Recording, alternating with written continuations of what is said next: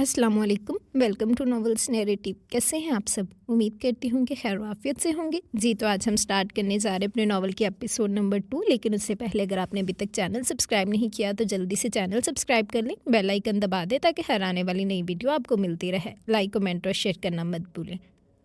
तो first episode पर तो आप लोगों का रिस्पॉन्स बिल्कुल भी अच्छा नहीं आया, बिल्कुल ज़ीरो रिस्पॉन्स है, जो कि बहुत ही गलत बात है। रिस्पॉन्स लाजमी दिया करें।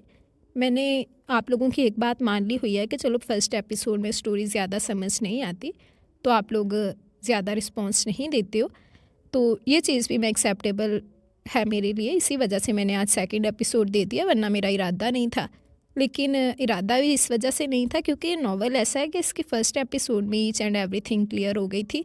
लेकिन फिर भी मैंने आप लोगों के लिए आप लोगों को थोड़ी सी राहत दे दी है कि चलिए हम फर्स्ट एपिसोड तो आप लोगों ने रिस्पांस नहीं दिया, इस उम्मीद के साथ कि आप सेकंड पे रिस्पांस दोगे।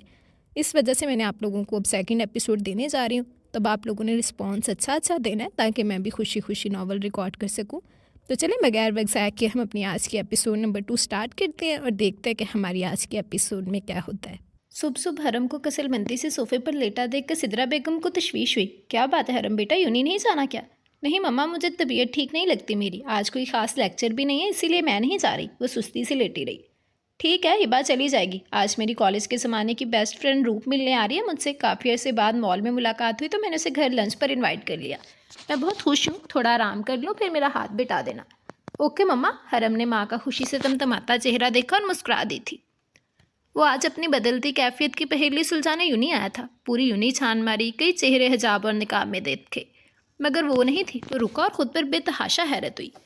क्या वो यानी शामिर सुल्तान एक लड़की को बस आंखों से पहचान लेगा, जिसे रात गुजरने के चंद दिन बाद ही लड़कियों की शक्लें भूल जाती थी?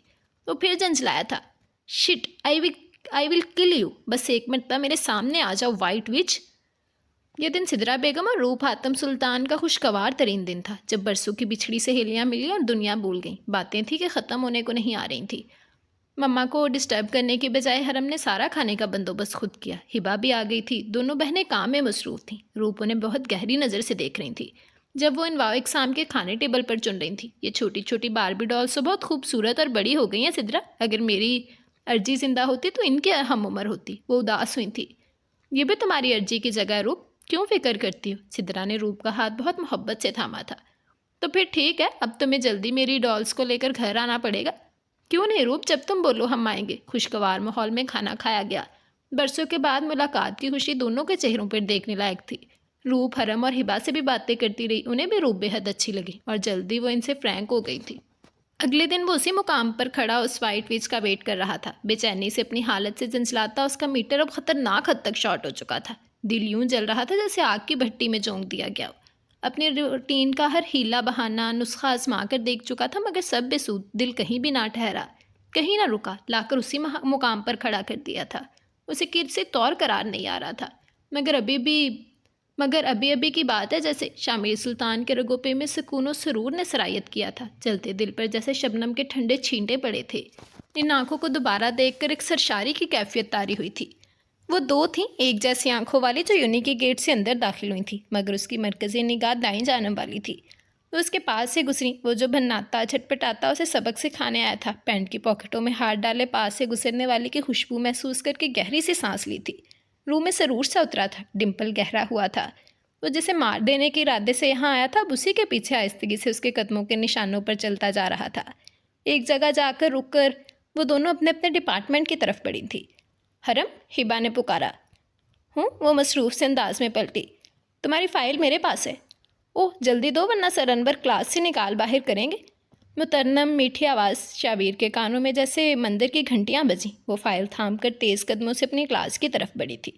शामिर उसके पीछे कच्चे धागे से बंधा चला जा रहा था। कमबख्त दिल था कि बस आँखों, नाम और आवाज़ पर ही मर मिटने को तैयार था, झुकने को तैयार था, जान मारने को तैयार था। गहरी मुस्कान लिए पुरसकून और सरशार सा वहाँ से वापस आया था।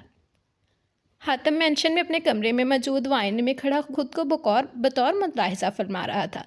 शामिर सुल्तान, तुम्हें आखिर हो क्या गया? क्यों बार बार वो आंखें देखने को दिल करता है? क्यों वो नाम मोतबर लगता है? क्यों कान बार बार वही आवाज़ सुनना चाहते हैं? क्यों उसकी जानब खिंचा चला जाता हूँ? और सबसे बढ़कर उसकी खुशबू से क्यों पहचान लेता हूँ? कहीं मुझे मोहब्बत नहीं, नाकाबिले यकीन। शामिर सुल्तान को कैसे किसी से मोहब्बत हो सकती है भला? तो फिर ये सब क्या है, क्यों है? अगर वक्ती अट्रैक्शन है तो ऐसे पहले कभी क्यों नहीं हुआ? और इतने दिन हो गए हैं, आखिर ये हैंगओवर उतर क्यों नहीं रहा मेरे दिलो दिमाग से? ओके राइट, तो शामिर सुल्तान, तुम्हें उस वाइट विच से मोहब्बत हो गई है। उसने आईने में अपने अक्स को मुखातिब किया था। तो अब क्या चाहता है शामिर सुल्तान? उसने आंखें बंद करके दिल पर हाथ रखा था। मीठा मीठा सा दर्द अब अच्छा लगने लगा था। बंद आंखों के पर्दों पर दो आंखें चिलमिलाई थी। वो गहरा मुस्कुराया। दीदार और बस दीदार, हर वक्त उसे देखते रहने की चाह। वो बस उसके करीब और उसके आसपास हो, उसे मेरे अलावा कोई ना देखे, उसे मेरे अलावा कोई ना सोचे, उसे मेरे अलावा कोई मोहब्बत ना करे। वो बस मेरी हो, सिर्फ और सिर्फ मेरी। वो एक हफ्ते से यूं नहीं आ रहा था, बस उसे देखता और उसका ताकुब करता था हर जगह हर वक्त। और ये बात शायद हरम भी नोट कर चुकी थी। अब भी वो हिबा की क्लास में घबराई सी आई थी। हिबा, मुझे फील हो रहा है जैसे कुछ दिनों से कोई मुझे फॉलो कर रहा है। आप ही, आपको अभी भी बस लग रहा है? मुझे तो पता है कि आपको कोई फॉलो करता है। हिबा लापरवाह सी बोली थी। उन्हें यह पता था कि कोई है, ये नहीं पता था कि कौन है। ना उन्होंने कभी गौर से देखा था और ना कभी ज़रूरत समझी थी। तो अब क्या करें हिबा, मुझे बहुत डर लग रहा है। हरम के चेहरे पर खौफ के साए फैले थे। ओह इट्स ओके, आप भी क्यों डर रही हैं? 2 दिन का प्यार का बुखार होता है जो 2 जूतों से उतर जाता है ऐसों का। हम उसे कंफ्यूज कर देंगे। फिर अगर उसने मुझे फॉलो किया तो जूते ही खाएगा। कंफ्यूज? वो कैसे? बस देखती जाएं। पर ये एक हफ्ते से वीर की जानब से सुकून में थी, मगर घर, बाबा, प्रीहा, मम्मा और इधर सईद और मामी की बेत बुरी तरह याद आ रही थी। वो तन्हाइयों में छुप छुप कर पहरों रोती रहती थी, जिससे वीर अच्छी तरह वाकिफ था। अब तो इन दोनों का सामना भी कमोबेश ही होता था। वो उलझी हुई थी। अगर वो उसे नुकसान नहीं पहुंचाना चाहता था, कोई बदला नहीं लेना चाहता था, तो क्यों कैद कर रखा था उसे? आखिर आज़ाद क्यों नहीं कर देता था उसे? अब भी शाम का वक्त था और घर वालों की याद में किसी पल करार नहीं आ रहा था। दुनिया की हर सहूलत, हर आसाइश मौजूद थी यहाँ, मगर फिर भी वो मुरझाई सी थी। जब बेचैनी हद से सवा हुई तो धड़कते दिल और लरसते कदमों से पहली मर्तबा उस सितमगर के कमरे के दरवाजे पर खड़ी उंगलियां चटखा रही थी। आखिर हिम्मत करके डोर हल्का सा नॉक किया था। यस कम इन। वो अंदर दाखिल हुई। सामने वाले की वहशत ज़दा से आंखों में खुशगवार हैरत पल भर को उबर कर मालूम हुई थी। वो बेड पर ट्राउज़र टी शर्ट में लैपटॉप सामने रखा बैठा मसरूफ़ सा अंदाज था। अंदर तो कोई और ही जहाँ आबाद था। हर तरफ पर्दों, बेड्समेट, ब्लू और स्काई ब्लू कलर कॉम्बिनेशन की सजावट थी। वाइस्तगी से आगे आई और सर झुकाकर बुरी तरह उंगलियां चटखाने लगी थी। कुछ कहना है तो इधर मेरी तरफ देख कर कहो, वो संजीदगी से बोला। वो मुझे बाबा के पास जाना है, बड़ी मुश्किल से बोल पाई। उसकी बात पर सामने वाले ने इस कदर वहशी और सर्द निगाहों से उसे देखा कि एक मरतबा तो परी के भी रोंगटे खड़े हो गए थे। वो मतलब मिलना चाहती हूँ सईद बाबा से। फ़ौरन तस्वीर भी कर दी थी। अब की बार सामने वाले के तने असाब ढीले पड़े थे। तुम्हें पता है हैदर नवाब हमारे पीछे इस्लामाबाद चला आया था अपनी पूरी फैमिली को लेकर। 2-3 मरतबा यहाँ सुल्तान मैंशन के बाहर भी देखा गया, मगर अफसोस मेरे टाइगर्स उसे नहीं देख पाए। उस अफाकी से बोला था। परी ने पहलू बदला, आंखों में आंसू आए। फिर वो उठकर परी के पास छोटे छोटे कदम चलता आया था। अब वो उसके ठीक सामने खड़ा पैंट की पॉकेटों में हाथ डाले बगौर देख रहा था। डरी सहमी हाफ वाइट ड्रेस में कपकपाते लब। मगर मुझे बस मम्मा और परीहा से मिलना है। परी को पता था इस जालिम के सामने भूल कर भी अपने बाबा का नाम नहीं लेना है। मिलवा दूंगा मौका देखकर, या फिर बोलो इन दोनों को भी सुल्तान मैंशन ले आता हूँ हमेशा के लिए। मुझे और तुम्हें दोनों को मम्मा और एक बहन मिल जाएगी, वीर ने इत्मीनान से कहा था। परी ने बेयकीनी से उसे देखा। वह बाबा से अपनी दुश्मनी में वो बचे कुचे 2 रिश्ते भी छीनने की बात कर रहा था। बाबा तो जीते जी मर जाते। नहीं, उन्हें उधर ही रहने दे वीर। उसके मुँह से पहली मरतबा अपना नाम सुनकर गाल पर खूबसूरत डिम्पल नमूदार हुआ, जो कि परी ने हैरत से देखा था। वीर, मैं दुनिया के लिए हूँ, तुम सिर्फ शाह बुलाया करो मुझे। वीर से भाइयों वाली फीलिंग आती है। उसकी आंखों में शरारत थी। क्या आप बाबा को माफ़ नहीं कर सकते? उसे कुछ अच्छे मूड में देखकर वो पूछने की गलती कर बैठी। सामने वाले के तासुरात फ़ौरन ख़तरनाक हुए थे। जाओ अपने कमरे में, वो घुराया। परी तेज़ी से वहाँ से निकली थी।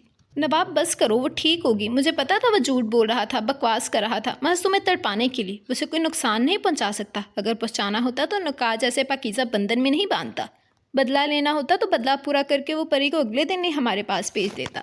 मगर ऐसा कुछ नहीं है। सईद ने बेहद बीमार हैदर नवाब को समझाने की कोशिश की थी। बुखार में तड़पते मेरी बच्ची, मेरी गुड़िया पुकारते रहे सारी रात, और फिर तबीयत थी कि संभलने में ही नहीं आ रही थी। फौजिया बेगम भी अब तो रो रो कर नढाल हो चुकी थी।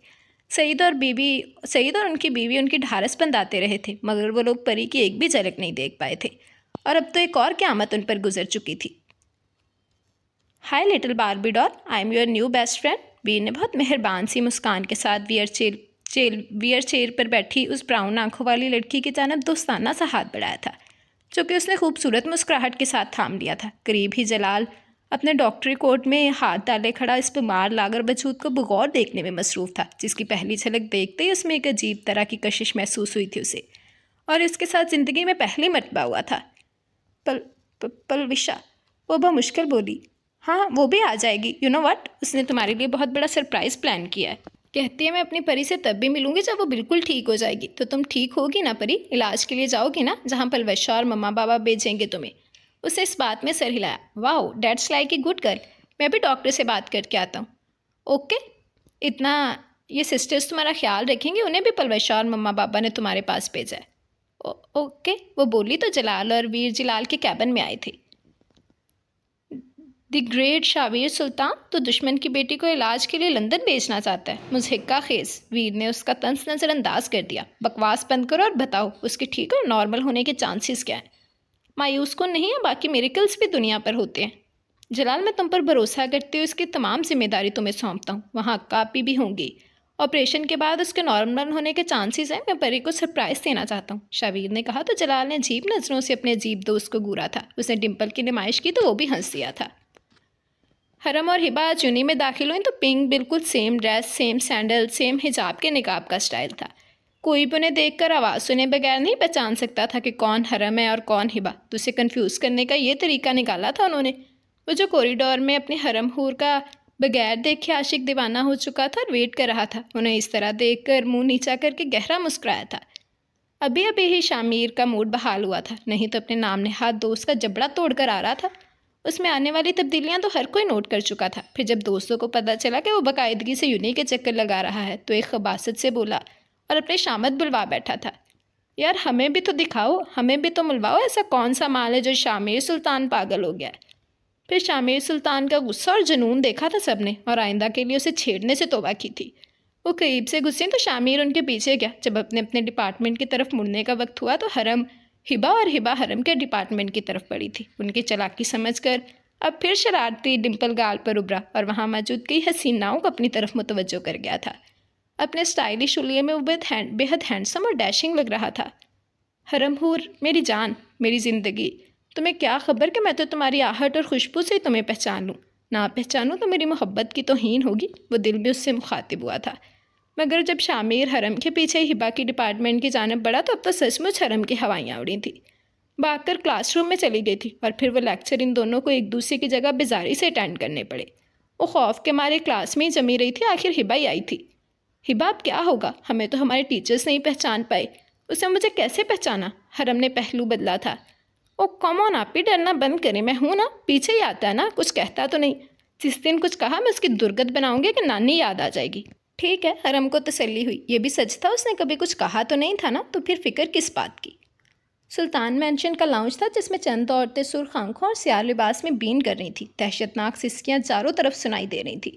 परी को इन भयानक और होलनाक औरतों को क्रॉस करके बाहर जाना था। वो भागकर बाहर जाने लगी जब किसी अनदेखी ताकत ने उसे जकड़ा था।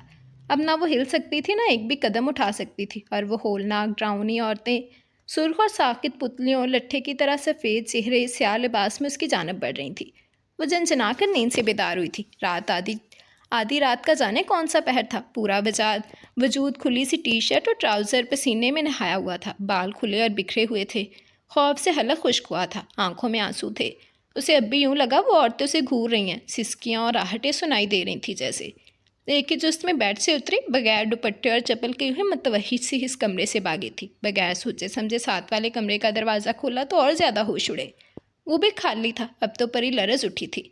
इधर उधर देखा, स्टडी के दरवाजे से हल्की सी रोशनी बाहर आ रही थी। उधर लपकी, वो जिसे दरिंदा कहती थी और जिससे बेतहाशा डरती थी, आज दूसरी चीज़ों से खौफजदा होकर सहारे के लिए उसे ही ढूंढती फिर रही थी।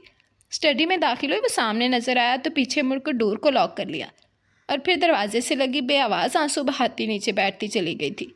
सामने ही वो काउच पर नीम दराज था। एक बाजू आंखों पर, सीने पर खुली हुई फ़ोटो एल्बम रखे, दूसरे हाथ में सिगरेट थी। ऐश ट्रे भरी पड़ी थी। वो जाने कब से अपनी जान सिगरेट में जलाकर फूंक रहा था। मलजगे से अंधेरे में सिगरेट के धुएं के मरगोले से उठ रहे थे। परी को सांस लेनी मुश्किल हो गई।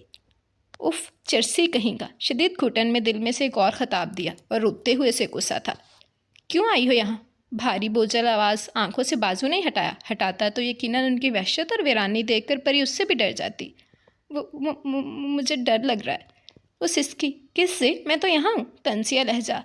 वो लाउंज में मुझे सिसकियाँ सुनाई देती हैं, डरावने आहटें आती हैं। वो स्याह कपड़ों में वो मुझे डराती हैं। वो बेबसी से अपनी परेशानी बता रही थी, जो जालिम अपनी जगह से टस से मस भी ना हुआ था, क्योंकि उस लाउंज में 3 खून हो चुके हैं। उसी वजह से तुम्हें सिसकियाँ सुनाई देती हैं। मुझे भी सुनाई देती हैं, क्योंकि वो लाउंज नहीं, मकतलगाह है, जहाँ पर 3 मासूम जानों की बल्ली चढ़ाई गई थी। एक मेरी माँ, दूसरा बाप और तीसरी बहनों जैसी कज़न। आराम से कहता वो उसके रहे से होश भी उड़ा चुका था। अपनी पोजीशन से हिला अब भी नहीं। वो दरवाजे से उठकर काउच के करीब गई थी और इसी सालम के पास थोड़ी सी बची जगह पर बैठ गई थी। ये आप क्या कह रहे हैं? आप मुझे बस डराने को ये बोल रहे हैं ना? परी ने दिल में दुआ की कि वो जो बोल रहा है अपनी बात की नफ़ी करते हुए कहते कि नहीं, मासूम डराने को बोला था। मगर नहीं, सच है। और जानना चाहो कि वो 3 कत्ल किसने किए? वो सितमगर आज उसकी छोटी सी जान अब से अपने लफ्ज़ों से ही लेने पर तुला हुआ था। नहीं, मुझे नहीं जानना। अगर तो इसमें परी के बाबा का नाम आता तो वाकई उसे नहीं जानना था। वो तलखी से मुस्कुराया। डिम्पल में दुनिया जहान का दर्द सिमटा। देख लो, जो बातें तुम सुनना भी नहीं चाहती वो मैं 12 सालों से पर हराती जाती सांस के साथ अपनी जान पर झेल रहा हूँ। इतना तो सुन लो कि कैसे मेरी आंखों के सामने उन्हें। प्लीज़ चुप हो जाए। मुझे कुछ नहीं सुनना, कुछ नहीं जानना। अपने कानों पर सख्ती से हाथ रखे वो सिसक पड़ी थी। वीर ने आंखों से बाजू हटाकर उसे देखा। भीगी दर्द में डूबी आंखें। परी को पहली मर्तबा उस पर बेतहाशा रहम और तरस आया। फ़ोटो एल्बम साइड टेबल पर रखा और पीछे खिसक कर अपने करीब जगह बनाई थी। इधर आओ। अगले ही पल उसके करीब लेटकर परी ने उसके सीने में मुँह छुपाया था। कुछ तो सुन लो यार, ताकि मेरे सीने पर रखा ये बरसों का बोझ हल्का हो। अच्छा, पूछोगी नहीं कि इन मासूमों को क्यों कत्ल किया गया? उसकी कमर के गिर्द बाजू लपेट कर बेबसी से बोला। परी ने मतवहिशा होकर उसके सीने पर मुक्के बरसाए। मुझे कुछ नहीं पूछना, कुछ नहीं जानना। खामोश हो जाए, बिल्कुल चुप। उसके बाजू पकड़कर पीछे कमर को लगाए। उसे काउच पर लिटाकर खुद उस पर हावी हुआ। अच्छा सुनो, वाहटें और सिसकियाँ हमें सुनाई देती हैं, मगर एक चीज़ है जो इन आवाज़ों को दूर कर सकती है। क्या? वो पूछ बैठी। तुम्हारी ये चूड़ियों की आवाज़। ये कहकर वो उसकी गर्दन पर झुका, अपनी वहशतें, दर्द और शिद्दतें शुमार करने लगा। शाह घबरा कर उसे पुकारा, जिसकी लम्हा ब लम्हा जसारतें और बेबाकियाँ बढ़ती जा रही थीं।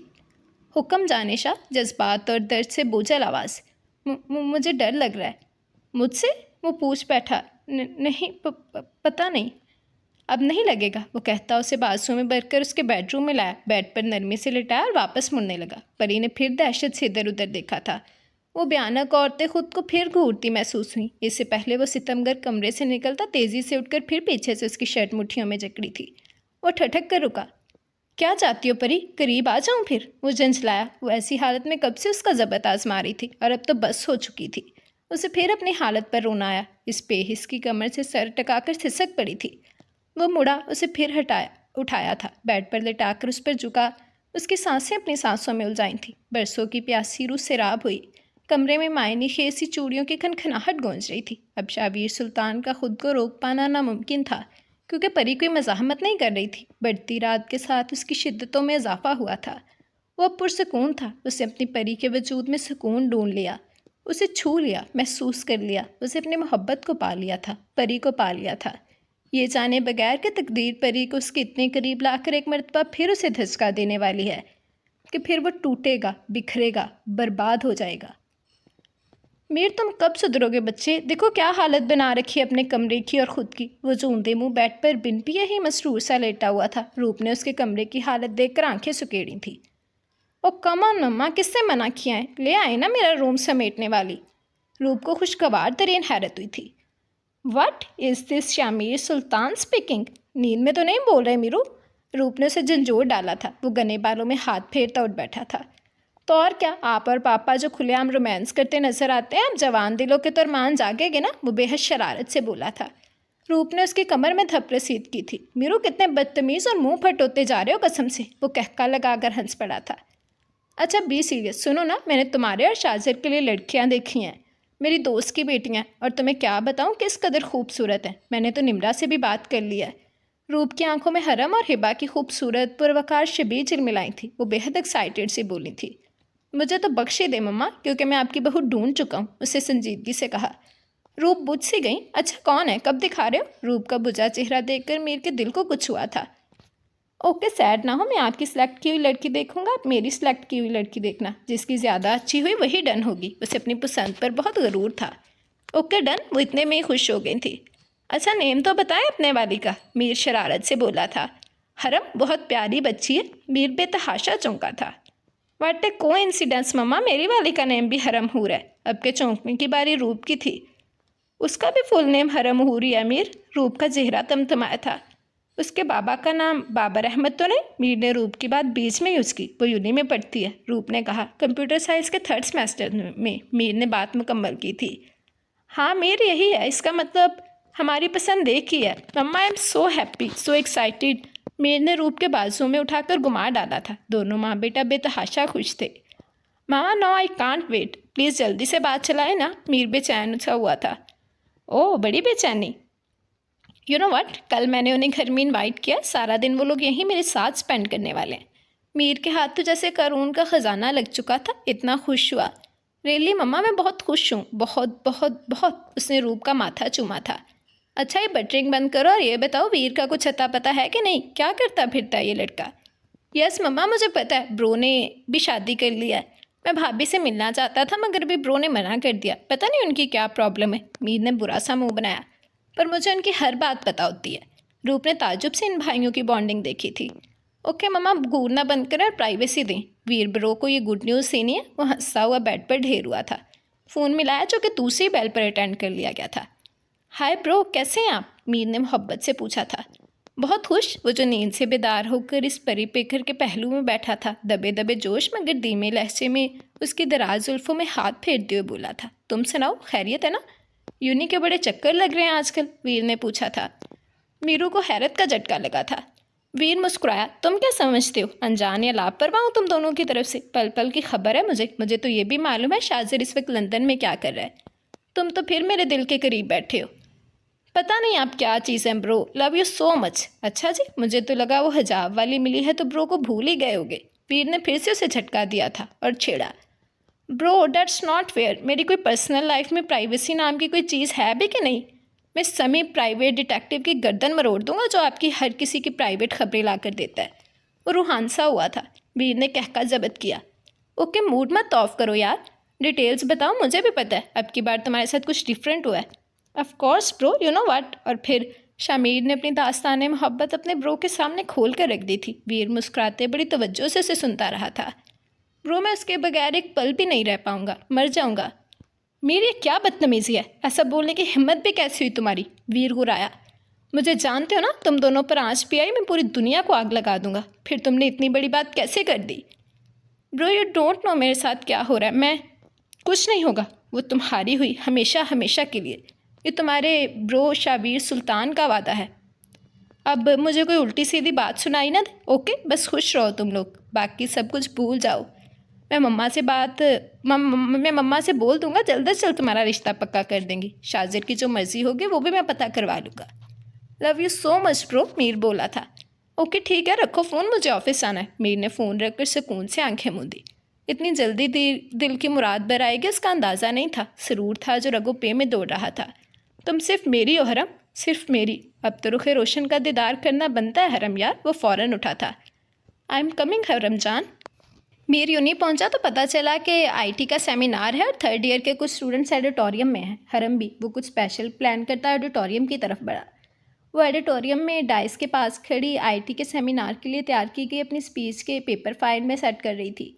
ऑडिटोरियम में इस वक्त चंद फ्रेंड्स थी। हिबा और उसकी फ्रेंड्स भी उसका मॉरल अप करने की तैयारी देखने आई थी। वो कंफ्यूज थी और अपने काम में इस कदर बिजी थी कि पता ही ना चला कि हिबा उसे कुछ बोलकर अपने फ्रेंड्स के साथ बाहर गई है। उसके अपने फ्रेंड्स भी कैंटीन का बोलकर वहाँ से गायब थी। जब अचानक सारी लाइट्स ऑफ होकर स्पॉटलाइट ऑन हुई और हरम पर पड़ी थी, वो बेतहाशा चौंकी। अपने पीछे हट पर खौफजदा सी होकर पलटी। मुकम्मल स्याह लिबास, स्याह हिजाब पर नकाब, दुधिया हाथ और पैर यूँ स्याह रंग में दमक रहे थे जैसे कोयले की कान में हीरा चमके। कान आंखें तहय्युर से फैली। जब इर्द गिर्द देखा कोई नहीं था और कोई अजनबी पैंट की पॉकेटों में हाथ डाले इत्मीनान से उसे निहार रहा था। उसकी स्पॉटलाइट की जानिब पीठ थी जिसे हरम उसका चेहरा नहीं देख पा रही थी। चेहरा मुकम्मल अंधेरे में था, बस गालों पर हल्की सी चांदनी बिखरी हुई थी और एक गाल पर पड़ा डिम्पल उसे नजर आ रहा था। वो सारी सिचुएशन से बेतहाशा घबरा कर और खौफजदा होकर पलटी और वहाँ से भागने को थी जब उस अजनबी ने उसे बाजू से थाम कर भारी डाइस के साथ लगाया और दोनों बाजू डाइस पर रखकर उसके भागने का रास्ता बंद कर दिया। कौन है आप? क्या चाहिए? कौन हूँ बाद में बताऊंगा, क्या चाहिए इसकी तफसीर भी बाद में, मगर इस वक्त एक छोटी सी ख्वाहिश है, तुम्हारा चेहरा देखना चाहता हूँ, दीदार करना चाहता हूँ। ये कहकर उसने शहादत की उंगली डालकर उसका निकाब नीचे कर दिया था। हरम की आंखें फटी की फटी रह गई थी, सदमे से आंखें भर आईं, आंसू तेजी से गालों पर लुढ़के थे। वो मतवही सा मबहूत सा उसे देखे गया था। डिम्पल गहरा तरीन हो गया था। डोंट वरी डियर, इस बात का गम मत करो कि मैंने तुम्हारा पर्दा तोड़ा, क्योंकि सिर्फ मैं ही तुम्हारा महरम बनूंगा।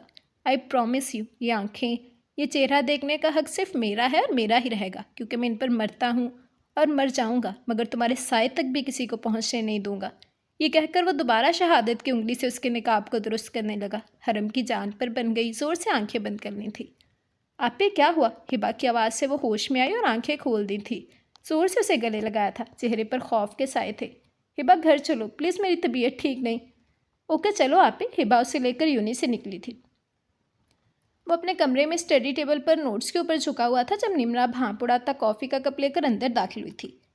थैंक यू सो मच अक्का, this time I really need it. Shahjahan ने कॉफ़ी का मग थाम कर लबों से लगाया था। सादे से हुलिये में मुकम्मल और शानदार मुर्दाना वजाहत का शाहकार वो सामने बैठा था। निम्रा ने नज़र चुराई कि कहीं उसकी ही नज़र उसके लाडले भाई को ना लग जाए। क्या कर रहे हो? मुझे तुमसे ज़रूरी बात करनी है। और वह ज़रूरी बात मम्मा ने जो रिश्ता ढूंढा है उसके मुतल्लिक है। यस, मगर तुम्हें कैसे? निम्रा हैरान हुई। बिग बी ने बताया फ़ोन पर और मेरी राय पूछी, तो फिर तुमने क्या आंसर दिया? अक्का आखिर आप लोगों को इतनी जल्दी किस बात किया? यू नो व्हाट, अभी मैं स्टूडेंट हूँ। स्टूडेंट? वीर भी यही चाहते हैं, मगर मुझे 1% भी इस झंझट में इंटरेस्ट नहीं। वो सख्त झंझलाया था। मगर मुझे है शाज़र, तुम अब इस हादसे के बाद कितने सैड रहने लगे हो। अभी तो वीर को मैंने यहाँ आने से बड़ी मुश्किल से रोका, वरना वो पता नहीं क्या कर बैठता। मुझे बिल्कुल बर्दाश्त नहीं होता। वैसे भी मैं जल्द से जल्द इस घर में खुशियाँ देखनी चाहती हूँ। कितनी अकेली हूँ। तुम भी तो अकेली हो और तुमने प्रॉमिस किया था तो कि तुम मेरी बात मानोगे। भूल गए? रूप मम्मा ने बहुत तारीफ़ की है लड़की की। उनकी दोस्त की बेटी है, उसकी बड़ी बहन में मीर इंटरेस्टेड है। जल्दी उनकी बात पक्की होने वाली है। हिबा बहुत अच्छी है शाज़र। वट एवर करें अपनी मर्जी। मैं वार्निंग दे रहा हूँ आपको, बाद में कंप्लेन ना करना कि वो खुश नहीं, क्योंकि यकीन करें मुझे 1% भी वो जो कोई भी है उसके यहाँ होने या ना होने से कोई फ़र्क नहीं पड़ने वाला। मैं अपनी लाइफ अपनी स्टाइल से ही जीने वाला हूँ। अब जल्दी से अगली प्लानिंग भी बता दें। आपने तो सब तय कर रखा होगा। वो तो पहले ही बेहिसी की जीती जागती मिसाल था, मगर अब तो सीने में दिल की जगह कोई बेजान पत्थर रखा हुआ था। किसी बात का जो असर हो उस पर। जीते रहो मेरे बच्चे। अक्का को खुश कर दिया। निम्रा ने उसके बाल बिखेरे। हम जल्दी पाकिस्तान जाने वाले हैं, तुम्हारा निकाह होगा और हम हिबा को यहाँ अपने पास ले आएंगे। What ever, I don't care about Hiba. Shit. वो बड़बड़ाया। बकता जुकता उससे मैं वॉकआउट कर गया था। निम्रा को हंसी आई। गधा कहीं का, बेहिस। खुद ही सुधर जाओगे बच्चों। सुपरी की आंख खुली तो कमरे में कोई नहीं था। रात की कारगुजारी याद आई। उसे क्यों उससे हमदर्दी हुई थी? क्यों उसकी आंखों में छुपा दर्द अपनी रगों में उतरता महसूस किया? क्यों उसके ज़ख्मों से चूर लहू लहू हुए दिल पर मरहम रखा? क्यों उसे अपना आप सौंप दिया? और सौंपा भी तो अब कोई कसक या पशेमानी क्यों नहीं थी दिल में? कहीं मुझे मेरे जिन सितमगर से मोहब्बत तो अपने बिखरे बालों को समेटकर जूड़ा बनाया। बेड पर पड़ी बेशुमार सिलवटें और टूटी बिखरी चूड़ियाँ किसी की शिद्दतों की दास्तान बड़ी बेबाकी से बयान कर रही थी। नज़र चढ़ाकर लाल टमाटर चेहरा लिए वॉशरूम में घुस गई थी। फ्रेश होकर बाहर आई। डाइनिंग टेबल तक आई। समी हाथ बांधे खड़ा था। अभी नाश्ता भी नहीं किया था कि अचानक अजीब सी बेचैनी हुई, किसी अनहोनी के होने का एहसास। बार बार पहलू बदलती रही। माँ का चेहरा बार बार आंखों के सामने उभर कर मासूम हो रहा था। एक बेचैनी सी थी जो चैन नहीं लेने दे रही थी। यूँ लगता था जैसे मम्मा को कुछ हुआ है। छठी हिस्स कह रही थी कि कुछ हुआ है या होने वाला है। समी से शाका पूछा तो पता चला कि उसे इमरजेंसी और बहुत ज़रूरी काम से ऑफिस जाना पड़ा। जी खड़ा करके कमरे में आ गई। अपना हैंड बैग लिया जिसमें ज़रूरत की हर चीज़ थी, कैश वगैरह, मोबाइल फ़ोन के अलावा। हैंड बैग लेकर बाहर निकली। मैम कहाँ जा रही हैं? समी उसकी जानिब लपका था। मैं अपनी माँ से मिलने जा रही हूँ ड्राइवर के साथ। 2 घंटे तक वापस आ जाऊँगी और मुझे रोकने की कोशिश भी मत करना समी। तुम्हारे बॉस ने जो सज़ा देनी होगी दे ले, मुझे मंजूर होगी, मगर आज मैं रुकने वाली नहीं। वो ये कहकर पोर्च में आई ड्राइवर से कहा कि उसे लेकर जाए। गाड़ी में बैठे और गाड़ी सुल्तान मैंशन से निकलती चली गई थी। समी ने बेबसी से गाड़ी को निकलते देखा था और फ़ौरन वीर को कॉल मिलाई थी। वीर ने अटेंड की। बोलो समी। सर, मैम ने एक भी ना सुने और अपनी मम्मा से मिलने चली गई हैं। वीर ने ठंडी सांस भरी थी। ओके, जाने दो, मगर उसके वहाँ पहुँचने से पहले नवाब को गायब कर दो। मैं नहीं चाहता मेरी परी पर उसका साया भी पड़े। जी सर, जो हुक्म, समी ने कहकर फ़ोन बंद किया और बाहर निकला था। अरे रूप, अंदर आओ। खड़ी क्यों हो वहाँ? सिद्रा बेगम ने रूप और उनके साथ हातिम सुल्तान को देखकर बेतहाशा हैरत से अंदर बुलाया था, क्योंकि आज तो संडे था और वो जाने वाली थी हातिम मैंशन में। हरम और हिबा भी जो एक्साइटेड सी तैयार थी रूप आंटी की तरफ जाने के लिए, उनको अंदर आता देख दोनों के मुंह लटक गए थे। रूप ने उन्हें आकर चूमा था, हातिम ने भी सर पर प्यार दिया था। अस्सलाम वालेकुम बाबर भाई, कैसे हैं आप? छोटे से लाउंज में दाखिल होकर बाबर को सलाम किया, जो अखबार पढ़ने में मगन थे। वो भी हैरान हुए। वालेकुम अस्सलाम, कैसी हैं आप? और हातिम से बुगलगीर हुए। भला कौन नहीं जानता था मशहूर इंडस्ट्रियल सुल्तान्स को। बिल्कुल ठीक। भाई बच्चियों, तुम लोग ज़रा हमारे लिए चाय वाय बनाओ, मैं तुम्हारे पेरेंट्स से कुछ ज़रूरी बात करनी है। हरम और हिबा किचन में चले गए। रूप ने सिद्रा बेगम का हाथ थामा। सिद्रा, बाबर भाई, हम बहुत ज़रूरी बात करने आए आपसे। और फिर हातिम और रूप ने बहुत मोहब्बत और अकीदत से अपने छोटे बेटों जैसे भतीजों के लिए उनकी बेटियों के हाथ मांगे। हर छोटी से छोटी तफसील से उन्हें आगाह कर दिया। बाबर और सिद्रा बहुत ही ज़्यादा खुश और नासा नज़र आ रहे थे। अपनी बच्चियों की किस्मत पर रश्क आ रहा था। जितने इतने अच्छे घराने से रिश्ते आए थे, रूप ने उनको किसी किस्म के तकल्लुफ़ में पड़ने ही नहीं दिया और हाँ करवा कर ही दम लिया। रूप ने इस बात पर भी मना लिया कि बेशक हरम की मंगनी की जाए, मगर हिबा का निकाह करके उसे लंदन भेजना है। वो वहीं अपनी तालीम भी मुकम्मल कर लेगी। हाँ हो चुकी थी। दोनों घराने खुश थे। रूप ने फ़ोन पर शामिर को ओके का सिग्नल दे दिया था। उसके तो पाँव ही ज़मीन पर ना टिकते थे, जैसे हवाओं में उड़ रहा था। अब जल्दी वो वक्त आने वाला था जब हरम उसकी होने वाली थी। सारे रास्ते वो शावीर के बारे में सोचती आई थी। वो अच्छा था, मगर कुछ दर्द उसके हिस्से में ऐसे आए थे जिन्होंने उसे वहशी बनने पर मजबूर कर दिया था। बस हालात ने उसे पत्थर का बना दिया था। वो सब ठीक करने की कोशिश करेगी, आहिस्ता आहिस्ता सब ठीक हो जाएगा। वो दिल में इरादे करती इतनी महब थी कि घर कब आया पता ही ना चला। मैम, आपकी गली आ गई। गली में गाड़ी नहीं जाएगी, आप मिलकर आ जाए अपने घर वालों से, मैं यहीं हूँ। नहीं, तुम जाओ, 2-3 घंटों बाद आकर ले जाना। नहीं मैम, मैं नहीं जा सकता। सर का हुक्म है कि आपको वापस लेकर ही जाना है। अपने सर की तरह ढीठ व टस से मसला हुआ था। ठीक है, मरो फिर इधर ही। दूसरी बात दिल में की और तेज़ी से घर की तरफ भागी थी। घर में दाखिल हुई अजीब सी वहशत और सोगवारियत ने इस्तकबाल किया। घबरा कर आवाज़ें दी। बाबा, मम्मा, फौजिया मम्मा, किधर है सब? परिहा। उसकी आवाज़ सुनकर सईद तड़प कर कमरे से बाहर आए थे, कंधे झुके हुए, बेतहाशा रोए हुए, बरसों के बीमार और बुरे लग रहे थे। परी, मेरी बच्ची, तड़प कर उसे सीने में भींचा। मामी भी बाहर आई और उसे सीने से लगाया। वो दोनों मियाँ बीवी रो रहे थे। क्या बात है बाबा? मेरा दिल बैठा जा रहा है, सुबह से घबराहट हो रही है। प्लीज़ मुझे बताएं क्या हुआ? आप लोग इतना रो क्यों रहे हैं? बाबा और मम्मा किधर हैं? उसके पूछने की देर थी, सईद फिर रोने लगे। और फिर जो उन्होंने बताया, परी के सर पर आसमान गिराने को काफ़ी था। बेटा, उस दरिंदे भेड़िए शावीर सुल्तान ने हमारा पूरा ख़ानदान तबाह कर दिया। परिहा को भी हॉस्पिटल से गायब करवा दिया। उस माजूर को भी ना बख्शा। तुम्हारे साथ उसके भी सदमे में से नवाब बेहद बीमार हो गया। और बेटा, आज तो उसने जुल्म की इंतहा कर दी। पुलिस घर आई और इस बीमार बूढ़े ज़ईफ़ को फजूल में घसीटती घर से उठा कर ले गई। इस सब को तुम्हारी माँ बर्दाश्त नहीं कर पाई। शदीद नर्वस ब्रेकडाउन हो गया और डॉक्टरों ने कहा कि वो मर भी सकती है या कौमे में जा सकती है। परी, उसने बर्बाद कर दिया, हमें तबाह कर दिया, अपने इंतकाम में सब जला दिया। सईद रोते हुए से बता रहे थे और उसके दिमाग में ये अल्फाज बातें गूंज रही थी। धोखा, धोखा, धोखा, डबल क्रॉस, नफ़रत, बस इंतकाम, बदला। वाह शावीर सुल्तान, वाह क्या खेल खेला। मोहब्बत की आड़ में मुनाफिकत की इंतहा कर दी। मुझे इस्तेमाल करने के लिए मेरे सामने मज़लूमियत का ढोंग रचाया और इधर मेरे ही ख़ानदान को तबाह बर्बाद कर दिया। धुआं धुआं चेहरा, अंधा एतबार और भरोसा करके धोखा खाया। वो जिन हाथों से उसके ख़ानदान की तबाही लिख रहा था, खुद को उन्हीं बाहों के हवाले कर बैठी थी। दुश्मन की आगोश में खुद ब खुद ही चली गई। खुद ही अपने वजूद को उसके बिस्तर की जीनत बना दिया। उसे तो कुछ करना ही नहीं पड़ा। दुश्मन की बेटी उसकी झोली में पक्के फल की तरह खुद दी जा गिरी थी। इस वक्त परवशा को अपने ही वजूद से बेतहाशा घिन, नफरत और कराहियत महसूस हुई। दिल तो किया अपने जिस्म को आग लगा दे। अरे खाक डालो मेरे मुकद्दर पर, मैंने दुश्मन से दिल लगाया है। सब कुछ लुटा देने का पहाड़ जितना गम वो सह नहीं पा रही थी। उल्टे कदमों बाहर की जाने बढ़ी। परी, पलवशा किधर जा रही हो बेटा? माँ को तो मिल लो, बाबा का तो इंतज़ार कर लो। नहीं बाबा, मैं उनको मुंह दिखाने के काबिल नहीं। उनके दुश्मन पर भरोसा कर बैठी। वो दरिंदा नहीं, मैं उनकी गुनहगार हूँ। उन्हें कहना हो सके तो मुझे माफ़ कर दीजिएगा। उनकी बेटी उनके दुश्मन को शहमात देने जा रही है। बहुत हिसाब निकल आया शावीर सुल्तान की तरफ। उन्हें ही बेबाक करने जा रही हूँ। अब वो अब या वो नहीं या फिर मैं नहीं, अब हम में से एक ही जिंदा रहेगा बाबा, फिर ही सामना होगा मम्मा बाबा का। पलवशा का सरसराता लहजा सईद के रोंगटे खड़े हुए। बतेहरा रोका मगर वो धूल उड़ाती खुद को और शावीर सुल्तान को तबाह करने की नीयत से वहाँ से जा चुकी थी। वीर मीटिंग में बिजी था जब 4 घंटों के बाद मुसलसल बजते फ़ोन पर तवज्जो की। ड्राइवर की कॉल थी सो अटेंड कर ली।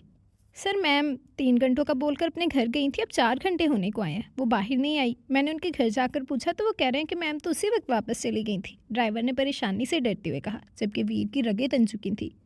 वहीं रुको, मैं समी को भेजता हूँ। फ़ोन बंद किया, मीटिंग कैंसिल कर दी। समी को फ़ोन किया, फ़ौरन अटेंड किया गया। समी वो तुम्हारी मैम। सर परेशानी की ही बात है क्योंकि कहीं नहीं है वो, मैं उनके घर और हर जगह देख चुका हूँ। समी ने उसके सर पर बम फोड़ा। अगर समी कह रहा था कि परेशानी की बात है तो यकीनन परेशानी की बात थी। ओके सुनो, मैंने उसके ब्रेसलेट में ट्रैकिंग डिवाइस छुपाया था, लोकेशन ट्रेस करवाओ, मैं आ रहा हूँ। जी सर। समी ने फ़ोन रखा। वीर बिजली की सी तेज़ी से बाहर निकला था। शावीर लाल अंगारा आंखों और सुर्ख चेहरा लिए ब्रेसलेट हाथ में लिए खड़ा था। रावलपिंडी के दूसरे कोने में से एक रिक्शे में से ब्रेसलेट बरामद हो गई थी, मगर ब्रेसलेट वाली का कुछ अता पता नहीं था। समय करीब आया। सर ये कुछ नहीं जानता इसके रिक्शे में ये ब्रेसलेट कैसे आई। सर मुझे लगता है मैम को ट्रैकिंग डिवाइस के बारे में पता चल गया होगा और महज हमें गुमराह करने के लिए उन्होंने इस रिक्शे में फेंक दिया। Very smart dear wifey. चलो कोई तो टक्कर का मिला शावीर सुल्तान को। समय चाहे ज़मीन खोदो या पाताल, मुझे मेरी परी सही सलामत मुझे मेरे पास चाहिए, हर हाल में, हर कीमत पर। पूरे शहर के CCTV कैमरे चेक करवाने पड़े, पुलिस को इन्वॉल्व करना पड़े, कुछ भी मतलब कुछ भी। सरसराता सा लहजा। समी कहीं हैदर नवाब ने तो, वो गुस्से से पागल हुआ। नहीं सर, उसे तो खुद मैंने थाने भिजवा दिया था, अभी कुछ देर पहले ही वो घर पहुंचा होगा। परिहा मैम के गायब होने के बाद वो शदीद बीमार रहा और मैम की मम्मा भी शदीद बीमार हैं, इसीलिए मुझे नहीं लगता कि उसमें इतना दमखम है कि वो दोबारा आपसे उलझे। वैसे भी मैंने उस पर नज़र रखवाई हुई थी। सही, चलो अब ढूंढो उसे, वरना पूरा शहर जलेगा। वीर भस्म कर देने वाले अंदाज में वहाँ से निकल आया था। वो लाउंज में इधर से उधर टहलता बेचैनी से चक्कर लगा रहा था। बाल मुट्ठियों में जकड़े हुए थे। अभी रात ही तो पलवशा ने उस पर एतबार किया था, उसके करीब आई थी, उसकी रूह में समाई थी, उसके दिले ज़ख्मों की चारागरी की थी, और अब फिर सुबह से शाम होने को आई थी, मगर उस दुश्मनी जहाँ का कुछ पता नहीं था। बहुत कुछ और बहुत अपने खो चुका था। अब तो वो मुतहम्मिल ही नहीं था किसी को खोने का, किसी सूरत नहीं। सांस जैसे सीने में उलझ रही थी। अजियत ही अजियत थी, जैसे सीने में दिल नहीं दहकता अंगारा रखा था। उसे पता था जब पलवशा को परिहा का पता चलेगा तो वो रोएगी, चलाएगी, मगर जब वो उसे हकीकत बताएगा तो वो कितनी खुश होगी। ये नहीं सोचा था कि वो उससे हकीकत जाने बगैर, बास पुरस करे बगैर यूँ मुँह मोड़ लेगी। वो यूं ही माही बे आप की तरह तड़प रहा था जब समी अंदर दाखिल हुआ। उसके चेहरे पर हवाइयाँ उड़ी हुई थी। शावीर को किसी अनहोनी के होने के एहसास से पैरों नीचे से ज़मीन खिसकी थी। क्या हुआ समी, बताओ मुझे जल्दी, मेरा दम घुट जाएगा नहीं तो। सर वो एक क्लू हाथ लगाया था मैम का। था मतलब फिर क्या हुआ, उससे बेसब्री से पूछा था। मम्मा ये क्या कह रही हैं आप। हरम अपनी जगह सुनसी बैठी थी जबकि हिबा की आंखें तहय्युर से फटी थी। सच कह रही हूँ हरम, तुम्हारे बाबा का भी यही फैसला है। रूप बहुत अच्छी है, उसका ख़ानदान भी बहुत अच्छा होगा। ऐसे खुशबख्ती रोज़ रोज़ दरवाजे पर दस्तक नहीं देती। ये रिश्ते हर लिहाज से तुम लोगों के लिए बेहतरीन है। मैं और तुम्हारे बाबा बहुत खुश हैं। मगर मम्मा ये बहुत जल्दी है। कोई जल्दी नहीं है, तुम्हारी सिर्फ एंगेजमेंट होगी, सिर्फ हिबा का निकाह होगा, वो भी सिर्फ इसलिए कि उसे लंदन जाना है। शादी की जिम्मेदारी तो अभी इस पर भी नहीं डालेंगे वो लोग। ये भी चाहकर अपनी तालीम जारी रख सकेगी, बस निमरा वहाँ अकेली है इसीलिए इसे साथ ले जाना चाहती है। मिलने आती रहेगी हमसे, सिद्रा ने नरमी से समझाया। मगर मम्मा मुझे आप लोगों को छोड़कर कहीं नहीं जाना, प्लीज़ मम्मा। हिबा के उसान खुता हो रहे थे, नाजुक सी छोटी जान पर बनाई थी। वो तो बेटा एक दिन हर लड़की को अपने पेरेंट्स को छोड़ कर जाना पड़ता है, मैं भी तो छोड़ कर आई थी। घबराओ मत, भरोसा रखो हम पर। और अब जल्दी रेडी हो जाओ, रूप के साथ जाना है, होने वाली ससुराल भी देख लेना, सिद्रा ने शरारत से छेड़ा था। मम्मा प्लीज़ मुझे कहीं नहीं जाना। हिबा तो खामोश थी क्योंकि उसका होने वाले वो वहाँ पर मौजूद नहीं थे अभी, मगर हरम सख्त घबराई हुई थी। बुरी बात, तुम दोनों ने प्रॉमिस किया था, रूप अब बाहर वेट कर रही है, अब चलो। वो दोनों अपने मम्मा बाबा के हमरा रूप और हातिम के साथ हातिम मैंशन के महलनुमा इमारत में दाखिल हुई। दोनों की आंखें तहय्युर से फैली थी और खौफज़दा भी हुई। वो कैसे यहाँ एडजस्ट होंगी, पता नहीं नवाबजादों के कैसे मिजाज होंगे। दोनों अपनी अपनी जगह पर फिक्रमंद थी। दोनों ने फिरोज़ी ड्रेसिंग के ऊपर ब्लू और फिरोज़ी हिजाब ले रखा था, नकाब नहीं किया। हातिम मैंशन के लाउंज में वो लोग बैठे थे जब शामिर गहरी मुस्कान के साथ लाउंज में दाखिल हुआ और सामने का मंजर देखकर मबहूत हुआ। सामने वो परी पेक कर उसके दिल में हशर बरपा करती सादगी में भी बाकमाल थी। आओ शामिर, इनसे मिलो, ये बाबर हैं। अस्सलाम वालेकुम। ज़िंदगी में पहली मर्तबा शायद उसने ढंग से और एहतराम से किसी को सलाम किया होगा। वो बाबर की जानब बढ़ा और उनसे बोगलगीर हुआ। हातिम भी हैरान हुए। रूप ने शरारत से उसे देखा, जबकि वहाँ बैठी हरम तो सुन्नी हो चुकी थी। पहलू बदलकर माँ के करीब हुई, जैसे बिल्ली के डर से मुर्गी का चूसा अपनी माँ के परों में छुप जाना चाहता हो। वो सिदरा बेगम के सामने झुका। उन्होंने उसके सिर पर प्यार दिया था। इतने करीब आ जाने पर वो और माँ में सिमटी थी। मीर को हंसी आई। बड़ी मुश्किल से दांतों तले लब दबाकर हंसी रोकी और दिल में अपनी वाइट विच को एक और खिताब दे डाला था। मामा असगर। हिबा भी हरम की हालत पर मुंह नीचे किए हंसी दबा रही थी। Hi little fairy. मीर ने हिबा की तरफ हाथ बढ़ाया, जबकि इस आवाज़ पर वहाँ बैठी एक नाजुक चांद सी चांद से चौंकी। अब के सर उठाकर ऊपर देखा, वही डिम्पल नजर आया तो बेतहाशा खौफजदा होकर फिर सर झुका लिया। वालेकुम अस्सलाम। Hi brother. हिबा ने उसी के अंदाज में जवाब देकर हैंडशेक किया तो वो सब हंस दिए थे। वो सब हल्के फुल्के अंदाज में बातें करते रहे। फिर लंच किया। वो तो बराए नाम ही खा पाई। वो माँ के साथ ही लगी रही। रूप और सिदरा बेगम उसकी घबराहट खूब अच्छे से समझ रही थी। बाबर शाह मीर से एक्टिविटीज़ और तालीम वगैरह के बारे में पूछते रहे। वो उसका एक एक तासुर नोट कर रहा था। नज़र थी कि बार बार एक जानब उठ रही थी, मगर दिल था कि भरता नहीं था।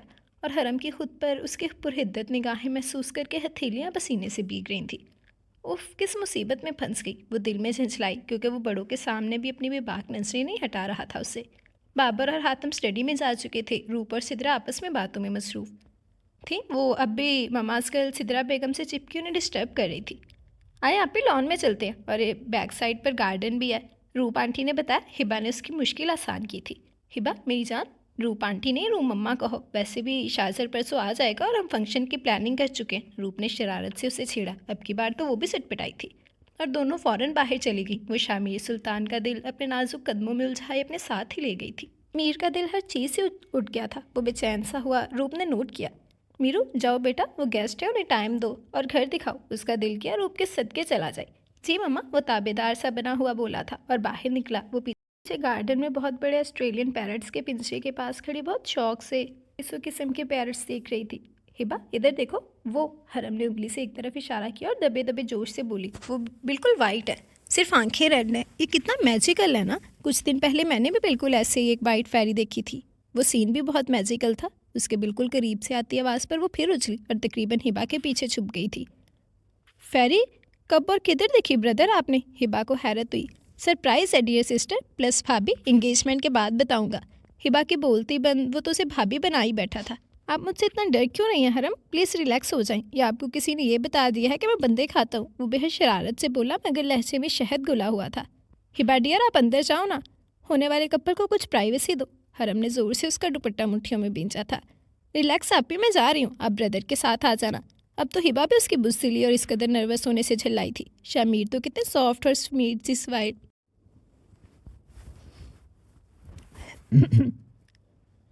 शामिर तो कितने सॉफ्ट और स्वीट सी स्माइल वाले थे, ऊपर से इतना क्यूट डिम्पल। उसे तो शामिर बहुत अच्छा लगा अपनी बहन के लिए। वो अंदर गई। हरम पूरी तरह पिंजरे की तरफ घूम गई।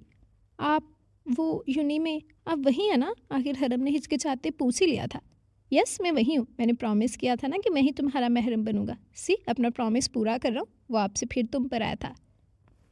हरम जानना चाहोगे वो जो वाइट फेरी मैंने देखी थी वो कौन थी? That was you. उसी वक्त से मेरी लाइफ में सब कुछ बदल गया। मैं बदल गया। वो लम्हे इतने मैजिकल थे कि मुझे लगा तुम मेरी सोलमेट हो। हरम के दिल की धड़कनें बेतरतीब हुई। याद आया कुछ दिन पहले वो मुकम्मल वाइट में यूनी गई थी। बेदहानी में उसने हाथ एक पैरट के करीब रख लिया था कि अचानक उसने ज़ोर से उसकी उंगली पर अपनी बारीक चूंच से काट लिया था। आउच! हरम झटके से पीछे हुई। तेज़ी से खून उंगली से बाहर आया था। व्हाट हैपेंड हरम? दिखाओ मुझे। मीर तड़प ही तो उठा था। बाजू से थामकर उसे अपनी जानब घुमाया। दाई शहादत की उंगली में से खून की बूंदें गिर रही थी। मीर ने बगैर सोचे समझे उसका हाथ पकड़कर खून रोकने के लिए उसकी उंगली अपने लब्बों में दबाई थी। हरम की रीढ़ की हड्डी में सनसनाहट हुई। अभी वो स्टिल नामहरम ही तो था। हाथ छुड़वाया और फ़ौरन अंदर की जानब भाग गई। वो जा चुकी थी। मीर ने अपने अंगूठे से अपने लबों को नरमी से छुआ, जैसे वो रूह में उतरता पाकीज़ा लम्स अभी भी महसूस कर रहा, और गहरा सा मुस्कुरा दिया। बड़ों के बीच फंक्शन की डिस्कशन हो चुकी थी। फिर वो वापस चले गए और वो दुश्मने जा जाते हुए मीर का चैन, करार, सुकून और नींद सब अपने साथ ले गई। वो अपने कमरे में आया, गहरी सी सांस ली, अपने लबों को एक मरतबा फिर छुआ था। ऐसा एहसास, ऐसी पाकीज़ की कभी महसूस ही नहीं हुई। अब भी दोस्तों के फ़ोन आते थे क्लबों और लेट नाइट पार्टीज़ के लिए, मगर वो अपनी हर वो सरगर्मी तर्क कर चुका था जिससे हरम हर्ट होती। लड़कियां पे फ़ोन पर और बाहर उसके आगे पीछे घूमती, मगर अब उसकी दिलचस्पी तो जैसे पूरी दुनिया से उठ चुकी थी। हरम क्या यार, मुझे दुनिया बुला दिया। सोचा नहीं था ये बिगड़ा रही सच से इतनी जल्दी सुधर जाएगा। वो खुद से ही बातें करके हंस दिया था। हरम, एक मरतबा मेरे करीब चली आओ, मेरी होकर आओ, मैं तुम्हें अपने रूम में बसा लूँगा या तुम्हारे रूम में बस जाऊँगा कि कभी फिर हम एक दूसरे से जुदा ना हो पाए। अल्लाह ना करे वो जुदाई के ख्याल से तड़प उठा था। मर जाऊँगा कसम से तुम्हारे बगैर, अगली सांस भी नहीं आएगी। वो पागल दीवाना आशिक खुद अपने साथ ही लगा नढाल हो रहा था। पागल। सर, वो एक क्लू हाथ लगा था मैम का, समी बोला। था मतलब फिर क्या हुआ? वीर ने बेसब्री से पूछा था। सर वो मैम, समी हिचकिचाया। समी बोलो, मेरा दिल बंद हो जाएगा। वो ज़ख्मी शेर बना धाड़ा था। सर, मैम ने आज ही यहाँ से कराची की ट्रेन की टिकट करवाई थी मिसेस पलवशा शाबिर सुल्तान के नाम से, और वो जिस ट्रेन में गई हैं वो हादसे का शिकार हो गई है सामने से आने वाली ट्रेन से टकराने पर, और अचानक आग भड़कने की वजह से एक भी मुसाफिर नहीं बच सका। सर, मैम अब इस दुनिया में नहीं है। शाबिर अपनी जगह पर बिल्कुल साकत बेयकीनी से समी को देख रहा था। सुल्तान मैंशन की तमाम दीवारें उसके सर पर गिरी थीं। लाल अंगारा चेहरे और आंखों से समी को देखा, मगर फिर गहरी सी सांस ली और छोटे छोटे कदम उठाता समी के पास आया और उसका हाथ पकड़कर अपने दिल की जगह पर रखा। समी, यू नो व्हाट, मुझे गौर से देखो, मैं जिंदा हूँ। ये धड़कनें देख रहे हो, ये चल रही हैं। ये दिल अभी बंद नहीं हुआ, सांसें भी चल रही हैं। तो तुम्हें ऐसा क्यों लगता है कि वो मर गई होगी? मैं जिंदा हूँ तो वो कैसे मर सकती है? वो जिंदा और सही सलामत है। मेरे मरने तक उसे मेरा इश्क और नफरत दोनों अपने वजूद पर झेल लिया। समी, तुम समझ रहे हो ना मैं क्या कह रहा हूँ? वो जब तक मिल नहीं जाती हमें उसे ढूंढना है। समी ने बेहद अफसोस से अपने मालिक को देखा, जो शायद सदमे की शिद्दत से अपना जहनी तवाज़ुन खो बैठा था, मगर उसे सिर्फ अपने मालिक के हुक्म की तामील करनी थी। जी सर, जो आपका हुक्म। परी जख्मी जख्मी दिल और वजूद और रूह के साथ अपने घर से निकली थी। तमाम कश्तियाँ जलाकर दिमाग बहुत तेज़ी से चल रहा था। मुझे कमज़ोर नहीं पड़ना, हरगिज़ नहीं। मैं उस परिंदे को कोई नुकसान नहीं पहुंचा सकती, कुछ नहीं बिगाड़ सकती। वो बहुत ताकतवर है। बेबसी से सोचते अपने चेहरे को नोचा। रो रो कर आंखें सूज चुकी थी। एक तरफ उसका ड्राइवर खड़ा था, दूसरी तरफ से होकर गली में निकली और फ़ौरन रिक्शे में बैठी थी। बहन, किधर जाना है? रेलवे स्टेशन चलो। मैं मम्मा पापा से नजरें मिलाने के काबिल नहीं रही, लेकिन मैं सारी ज़िंदगी उस भेड़िए की भी शक्ल नहीं देखूंगी। क्या करूं? मुझे मरना होगा। हाँ, ये ठीक है, लेकिन नहीं, मैं हराम मौत नहीं मर सकती। मैं कमज़ोर हूँ, अगर घर गई तो वो फिर मुझे ज़बरदस्ती अपने पास ले जाएगा और मैं कुछ भी नहीं कर पाऊँगी। नहीं नहीं, अब मैं ऐसा नहीं होने दूंगी। मैं चली जाऊंगी हमेशा के लिए। मगर पहले जब मैं भागी थी तो उसे कैसे पता चला था कि मैं कहाँ हूँ? कुछ तो है जो मैं मिस कर रही हूँ। जहन में झमाका हुआ जब खुद की नज़र ब्रेसलेट पर पड़ी। कहीं इसमें कोई ट्रैकिंग डिवाइस तो नहीं? ब्रेसलेट को उलट पलट कर देखा। रेलवे स्टेशन उतर कर ब्रेसलेट उतार कर एक वहीं खड़े दूसरे रिक्शे में चुपके से फेंक दी थी। कराची की टिकट करवाई। मुझे उसे गुमराह करना होगा। वो तो इतना ताकतवर है, एक दिन में पता करवा लेगा कि मैंने कराची की टिकट करवाई। मगर कहाँ जाऊँ? फिर कुछ सोचकर सीसीटीवी कैमरों से छुपकर फिर रिक्शे में बैठी थी। भाई, सदरपुर की बस्ती में चलो। 1.5 घंटे की मुसाफत के बाद वो एक छोटे से घर के पुराने ज़माने के बने खस्ता हाल दरवाजे के बाहर खड़ी थी। दस्तक दी, दरवाज़ा खुला और वो मेहरबान ज़ईफ़ सा नहीव वजूद नजर आया था। अम्मा हाजन, तड़प कर पकारा। भाग कर अंदर गई और उनसे लिपट कर तमाम जबत खोकर फूट फूट कर रो दी थी। अरे क्या हुआ परी बेटा? अच्छा इधर आओ। अरे अंदर तो आओ मेरी बच्ची। अम्मा, दरवाज़ा अच्छे से बंद कर लें। सहम कर अपने पीछे दरवाज़ा बंद किया। उसे साथ लिपटाए अंदर आ गई थी। उसे जी भर कर रोने दिया। अच्छा बताओ क्या हुआ? परिहा तो ठीक है ना? तुम्हारा बाबा तुम्हें नहीं लेकर गया ना अपने घर? अच्छा बताओ हुआ क्या? अम्मा, वो परी ने रो रो कर अपने ऊपर बीते कर्मनाक लम्हों की दास्तान अम्मा को सुना दी। अम्मा, वो बहुत जालिम है। मैं बस सारी ज़िंदगी उसकी शक्ल नहीं देखना चाहती। मैं जब भी भागी उसने मुझे सज़ा दी। अम्मा, अब भी अगर वो आ गया, उसने मुझे ढूंढ लिया तो मार डालेगा मुझे। ले जाकर वहीं अपने घर दफनाएगा। अम्मा, मुझे छुपा ले, बचा ले उस दरिंदे से। वो बेतहाशा सहमी हुई थी। अम्मा, अगर उसने मुझे ढूंढा तो मैं मर जाऊंगी। मैं कभी उसके पास नहीं जाना चाहती। अच्छा ठीक है, मैं छुपा लूँगी तुम्हें, फिक्र मत करो। वो यहाँ नहीं पहुँच पाएगा, तुम आराम करो। अम्मा ने ज़बरदस्ती उसे पलंग पर लिटाया और अपनी गोद में सर रखकर उसको थपकने लगी थी। वो जो यूँ लग रहा था कि परसों की मुसाफत तय करके आई है, जल्दी हिचकियाँ लेती गहरी नींद में जा चुकी थी। अम्मा हाजन वो मेहरबान वजूद था जिन्होंने परी को और मोहल्ले में काफ़ी बच्चों को कुरान पाक पढ़ाया था। उनके मियाँ भी मोहल्ले के मौलवी थे। मस्जिद में ही रिहाइश थी। कोई भी औलाद ना होने के बायस परी अक्सर उनके पास रहती थी, उनके काम करती थी। फिर जब मौलवी साहब का इंतकाल हो गया तो उन्हें मस्जिद वाला घर छोड़ना पड़ा और वो यहाँ पे ज़ाती घर में आ गई थी। परी अक्सर उनसे मिलने आती रहती थी। यहाँ भी वो बच्चों को कुरान शरीफ पढ़ाया करती थी। बच्चों के घर वाले ही अम्मा का खर्चा उठा रहे थे, जिससे गुजर बसर हो रहा था। अब भी भरी दुनिया में परी को सिर्फ अम्मा का ही सहारा नजर आया था। इसीलिए यहाँ चली आई, ये सोच करके यहाँ शाबिर सुल्तान ही पहुँच पाएगा। वीर ज़बत की कड़ी मंजिलों को छूता सुर्ख चेहरे के साथ हाफिज सईद के घर में दाखिल हुआ था। उसके चेहरे पर जो वहशत थी वह नाकाबिले बयान थी। वो सब छोटे से सहन में ही बैठे थे। उसे नवाब की जानब देखने से गुरेज किया। फौजिया बेगम की तबीयत संभल चुकी थी। वो हाफिज सईद से मुखातिब हुआ। परी कहाँ है? बसम करने वाला अंदाज था। लहजे की बेकरारी से हाफिज सईद चौंके मगर नफरत से मुंह फेरा। तुम्हारी बीवी थी, तुम्हारे ही घर जाने के लिए निकली थी, हमें क्या पता? वो घर नहीं पहुंची, इसीलिए आया हूँ। अब आप लोग बताएंगे किधर है वो, वरना क्या क्या करोगे? जाओ, जो करना है करो। अव्वल तो हमें पता नहीं, पता भी होता तो हरगिज बताते ना। और अब तुम बताओ, परिहा कहाँ है? जिंदा भी है कि मार डाला? और तुम्हारा क्या भरोसा? बकौल तुम्हारे पलवशा को भी मार कर दफना कर हमसे पूछने चले आए हो, सईद ने ठोक बजाकर कहा था। Stop it, just stop it.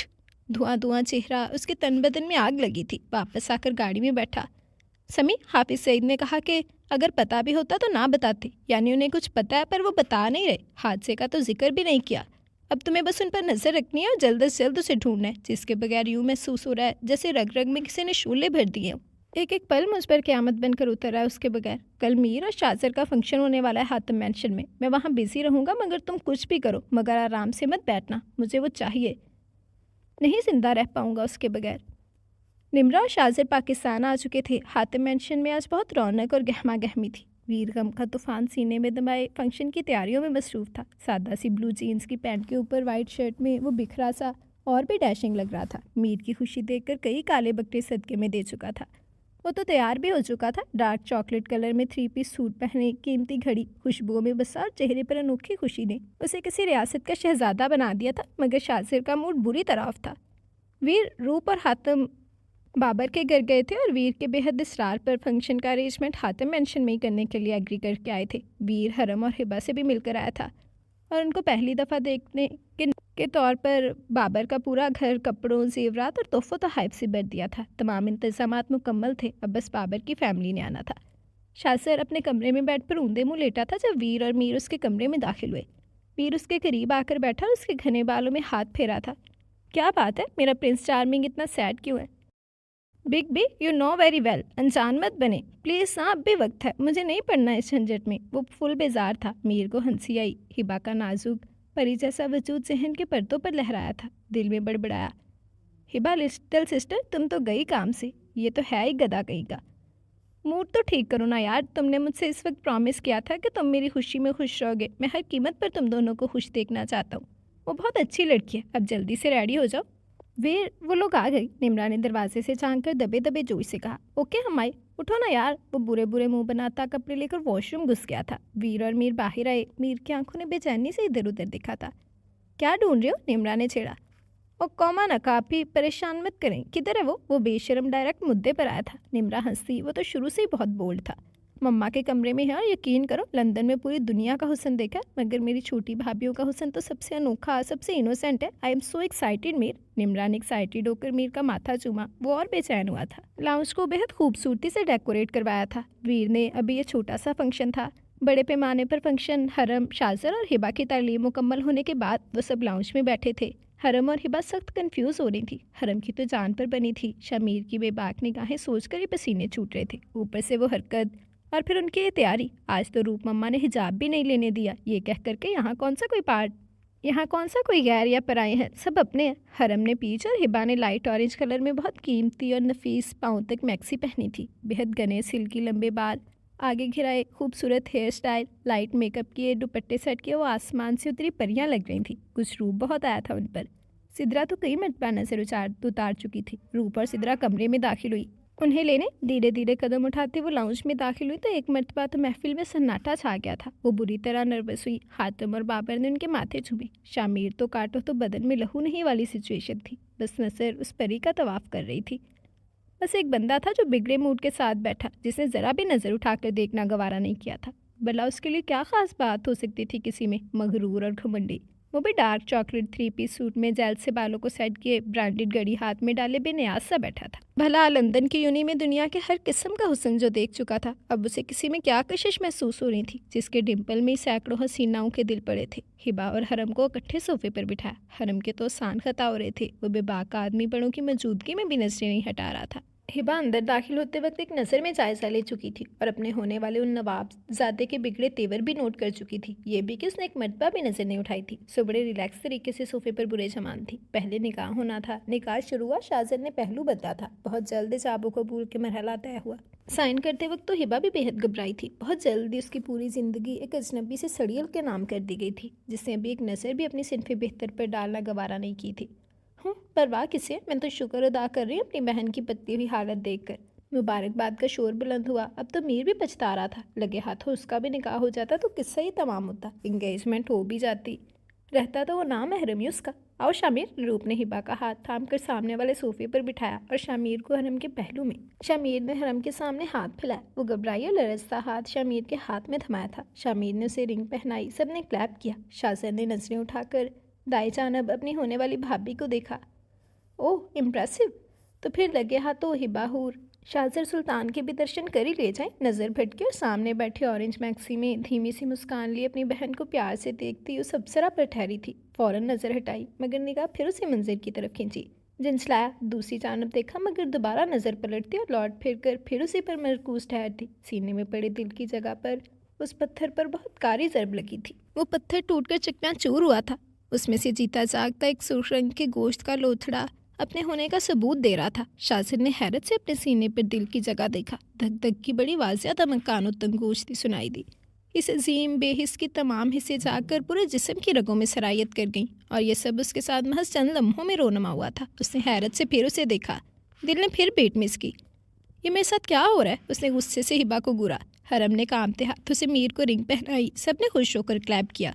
Hiba ने भी अपना जिस्म जलता महसूस हुआ तो नजरें उठाई थी। कांच आंखें गुजीली गहरी आंखों से टकराई थी। वो सटपटाई और फौरन दूसरी जानब देखा, मगर दूसरी तरफ एक क़यामत आकर गुजर चुकी थी। रोंगटे खड़े हुए थे। दिल की दुनिया तहबाला हो चुकी थी। एक बेहिस की तमाम एहसासात अंगड़ाई लेकर बुरी तरह बेदार हो चुके थे। खाना सर्व हुआ। खुशगवार माहौल में खाना खाया गया। अब हिबा बड़े सुकून से बाबर और हातिम के दरमियान बैठी आहिस्ता से पाँव झिला रही थी, और शाहज़र दोनों हाथ बांधे लबों पर रखे इस छोटी सी लड़की में वो ख़ास बात तलाश कर रहा था, जिसकी वजह से उसका दिल उसी से बगावत करने पर तुल गया था।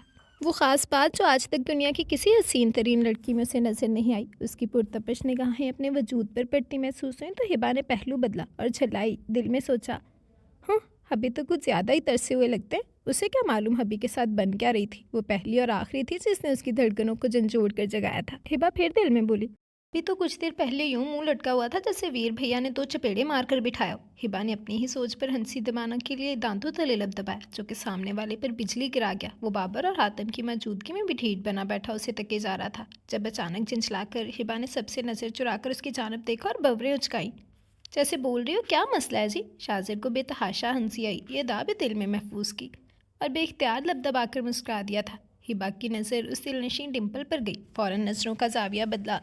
मीर हरम के पास बैठा उसकी जान खुश कर रहा था। हरम, you know what sweet heart, मैं अपने फैसले पर पछता रहा हूँ। उसने आहिस्तगी से सरगोशी की। हरम ने हैरत से उसे देखा। क्या वो मंगनी करके पछता रहा था? मैं भी शाहज़र की तरह सीधा निकाह ही करता। डैम इट, इंगेजमेंट वाला आइडिया तो निरा बकवास था।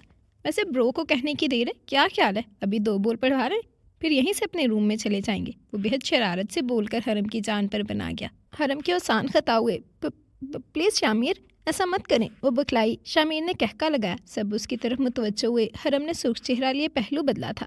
मीर, क्यों तंग कर रहे हो इतनी इनोसेंट गर्ल को? उठो चलो, वीर बुला रहा है तुम्हें। निम्रा ने हरम की मुश्किल आसान की। मीर मुस्कुराता वहाँ से उठा था। वीर और मीर शाहज़र के पास आए, अब जो बार बार उसे देखकर मुस्कुरा रहा था। क्यों प्रिंस, बोलो।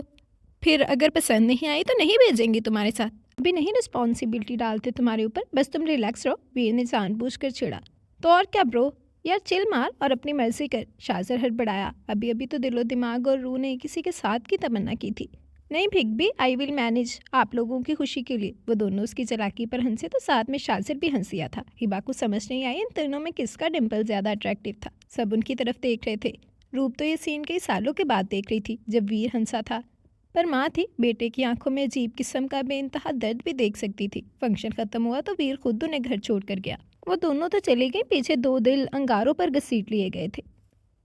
निम्रा अगले दिन ही किसी वजह से वापस चली गई थी। हिबा के ज़रूरी पेपर कुछ दिनों तक बनने थे, जिसकी वजह से शाहज़र रुका हुआ था। 1 हफ्ता गुजर चुका था। तीनों भाइयों को माही भी आपकी तरह तड़पते। समी ने जान लगा दी थी, मगर परी का अब तक कोई सुराग नहीं मिल पाया था।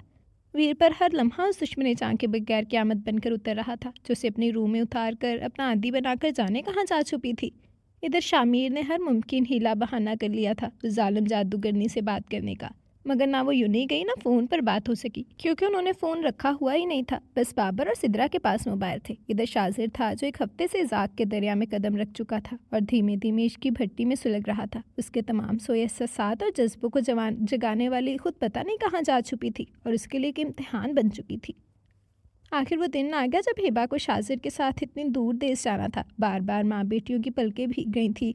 हिबा सुबह की कई मरतबा रो चुकी थी। हरम भी दुखी थी। पैकिंग मुकम्मल थी। दिन 2 बजे की फ़्लाइट थी। शाजिर पल पल अपनी उंगलियों पर शुमार कर रहा था। वो सब उन्हें एयरपोर्ट से सी ऑफ करने आए थे। मीर और शाजिर की तो आंखें ठंडी हो चुकी थी। वो रेड कुर्ती पटियाला शलवार में दुपट्टा और हिजाब का निकाब लिए बहुत प्यारी लग रही थी। तड़पते दिलों पर दीदार की ठंडी फुहार पड़ी थी। अंदर जाने की बारी आई तो दोनों बहनों का इमोशनल सीन देखकर दोनों के माथों पर बल आए थे।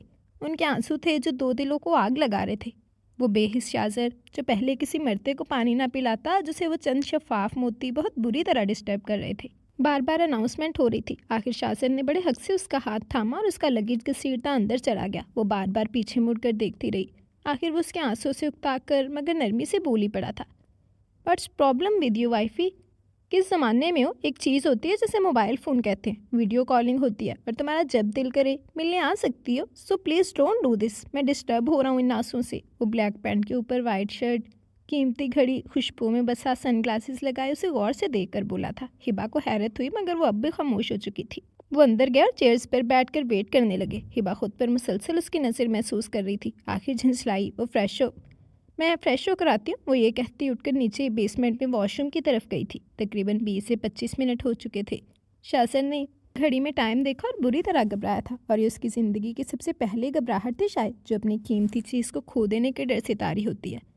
कहाँ चली गई? कहीं खो ही ना जाए, उसे वो बच्ची समझ रहा था। तेज़ी से बेसमेंट की तरफ गया था। थोड़ी दूर ही वो एक बुक हाथ में थामे मगन सी थी। वो खफकी से उसके पास गया।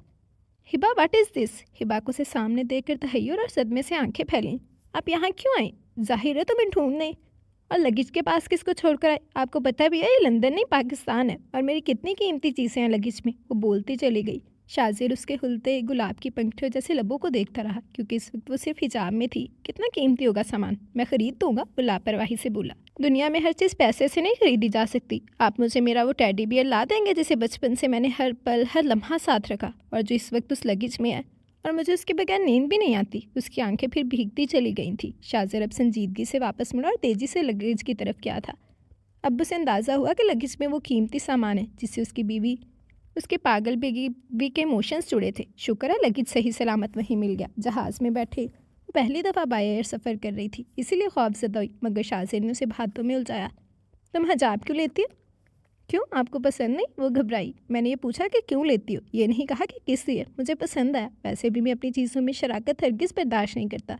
जो मेरा है सिर्फ और सिर्फ मेरा है। तुम्हें और तुम्हारा जिस्म देखने का हक सिर्फ मेरा है, इसलिए हमेशा ऐसे ही रहना, खुद को डाम कर छुपा कर, सिर्फ मेरे लिए। उसके हर बोल लफ्ज़ पर हिबा सटपटाई थी। उफ, कितने बदतमीज़ हैं। जबकि शाजिर ये बदतमीज़ी सिर्फ उसी के साथ कर रहा था। उसका ध्यान बट जाने पर शाजिर गहरा मुस्कुराया। हिबा ने पास ही वो मैजिकल डिम्पल देखा था। हाँ, खूब जानते होंगे कि इनका ये डिम्पल कितना अट्रैक्टिव लगता है, इसीलिए जानबूझकर नुमाइश करते रहते हैं। उसकी हर वक्त उसने रिलैक्स होकर सीट से टेक लगाई और आंखें मूंदी थी। शाजिर इस कांच की गुड़िया को देखेगा जो महज चंद दिनों में उसके रूम में बस चुकी थी।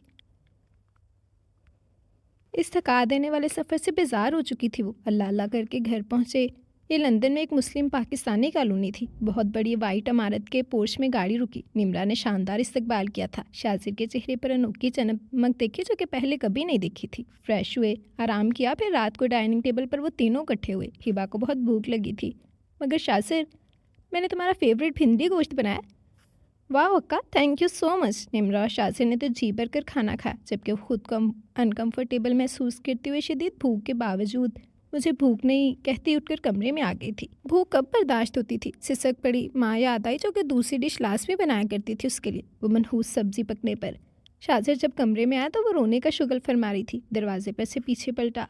पाकिस्तान कॉल मिलाई। सिद्रा बेगम से दुआ सलाम करने के बाद हरम से बात करने को कहा। हिबा का बताया कि सो गई है। हेलो शाजिर, हिबा कैसी है? तुम लोग खैरियत से पहुंच गए? हाँ, खैरियत से पहुंच तो गए, मगर अब खैरियत नहीं है। मैडम रो रही हैं। क्या आप बता सकती हैं क्या हुआ होगा? हरम ने सोचा और झमाका हुआ था। शाजिर, खाने में भिंडी बनी थी क्या?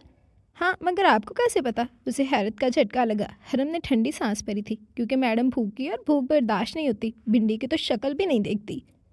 ओह तो ये बात है, शाजिर मुस्कुराया। तो क्या खाना पसंद करेंगी मैडम? फास्ट फूड की ने दीदी है मेरी बहन, अभी अगर एक चीज़ या जिंगर बर्गर मिल जाए तो तुम्हारा मुंह चूम लेगी। हरम रवानी में बोल तो गई थी, हड़बड़ाकर फौरन फ़ोन काटा था। शाजिर ने कहका लगाया और बर्गर ऑर्डर किया। 10 मिनट में डिलीवरी आ गई। शाजिर पैकेट हाथ में थामे कमरे में दाखिल हुआ, करीब आया और पैकेट उसकी जाने बढ़ाया था। What is this? सूं सूं करती वो सुर्ख छोटी सी नाक भीगा चेहरा लिए उसके लिए सरापा इम्तिहान बन चुकी थी। बर्गर है? मैंने सोचा पता नहीं तुम्हें भिंडी पसंद भी होगी कि नहीं, इसीलिए मंगवाया, कहीं मेरी वाइफ फर्स्ट नाइट ही भूखी ना रह जाए, फिर लॉस तो मेरा होगा, वो जोमाइनी सा बोला। मगर वो उसकी बात पर गौर ही कब कर रही थी। वो तो बेयकीनी से उसे और फिर उस पैकेट को देख रही थी। वो रोना भूलकर पैकेट थाम चुकी थी। चेहरे पर जो खुशी चाहिए उसने शाजिर को सुकून दिया था। आप खाएंगे? उसने सुला मारी। नो डियर, मैंने तो अपनी फेवरेट डिश खा ली है, एक और बाकी है, वो नाइट में खाऊंगा। उसकी तरफ गहरी नज़र से देखते हुए बोला, जो कि अब उसी रेड ड्रेस में स्कार्फ गले में डाले बैठी नफासत से बर्गर खा रही थी। लंबे घने बालों का जूड़ा बना रखा था, शरारती लटें चेहरे और गर्दन पर बिखरी हुई थी, जो कि शाजिर को नागवार लग रही थी। वो खिड़की में खड़ा वक्तन फवक्तन उसे देखे जा रहा था। नाजुक सी जान थी, आधे में ही पेट फुल हो गया था। अब सुकून आया। वो उठी, बैग खोला, अपना आरामदेह ड्रेस निकाला और वॉशरूम चली गई थी। बाहर आई तो शाजिर की रीढ़ की हड्डी में सनसनाहट हुई। ब्लैक ट्राउजर, ब्लैक घुटनों तक टी शर्ट, हाफ बाजू जिसमें बेदाग दुधिया बाजू दमक रहे थे, गीले खुले बाल कमर से नीचे जाते।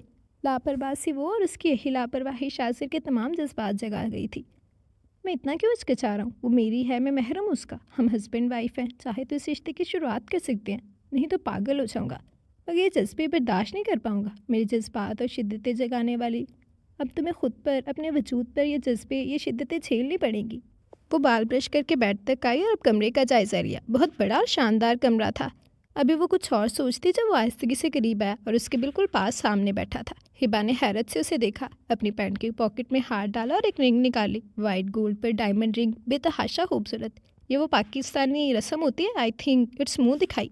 मैं आई, उसने हाथ फैलाया। हिबा ने हाथ आगे बढ़ाया, उसने रिंग पहनाई। जब अचानक शाजिर ने झुककर उसके हाथ पर मोहब्बत की महर सबत की। वो हाथ खींचने लगी। शाजिर ने गिरफ्त मजबूत की।